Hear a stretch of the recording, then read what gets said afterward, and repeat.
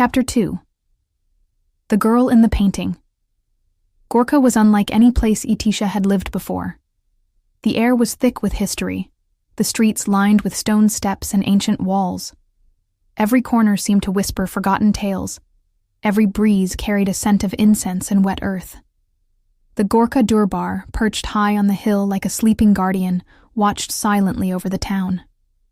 Itisha often caught herself staring at it, her heart thudding for no reason she could explain. One weekend, her father suggested a visit to the local bazaar. "Let's see what the locals make here," he smiled.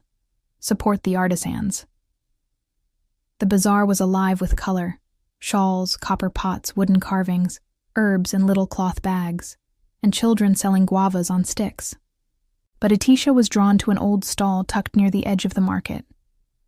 Unlike the other stalls, this one was quiet, dusty. It sold paintings and old pottery. A canvas caught her eye. It was a portrait of a young woman, dressed in red and gold, a faint smile on her lips, eyes filled with sorrow and strength. The woman looked exactly like her. Itisha's hands trembled. "Where did this come from?" she asked the old man at the stall. "That one? Found it in the ruins near Lamjung," he said casually. "People say it's from the old palace days. No one buys these now. Too strange."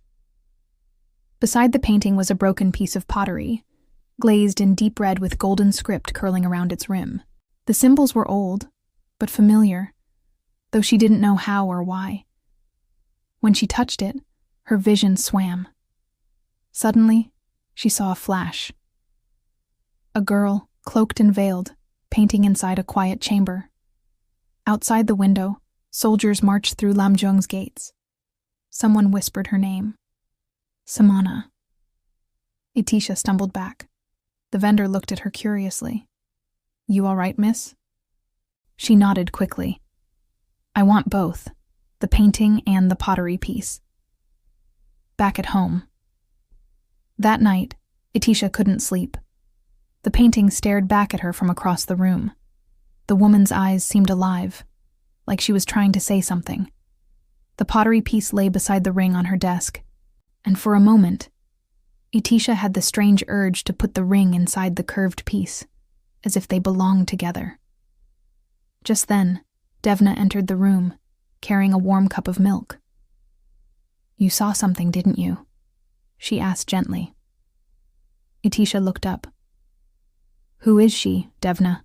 The girl in the painting?" Devna sat down beside her. "You've seen her before, haven't you? Not just in the painting." Itisha nodded slowly. "In my dreams, I've walked through her palace. I saw a royal chamber, and this painting. Then I found the ring." Devna smiled sadly. "What if I told you those weren't just dreams?" Itisha stared at her. "What are you saying?" "I'm saying you're not imagining these things. You are starting to remember pieces of a life from long ago." Itisha's breath caught in her throat. "Whose life?" Devna reached out and gently touched the ring on Itisha's finger. "Samana." The name echoed inside her like a bell. "You were her," Devna whispered. "And she was more than just a princess. She was born into a storm of betrayal, secrets, and sacrifice. And now, her soul has returned through you. A new curiosity."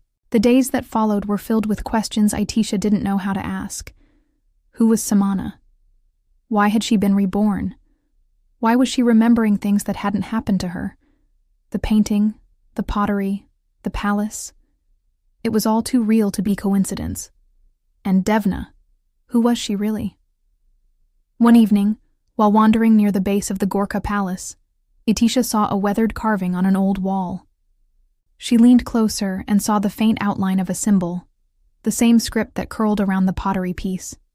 And suddenly, without warning, a sharp pain stabbed behind her eyes.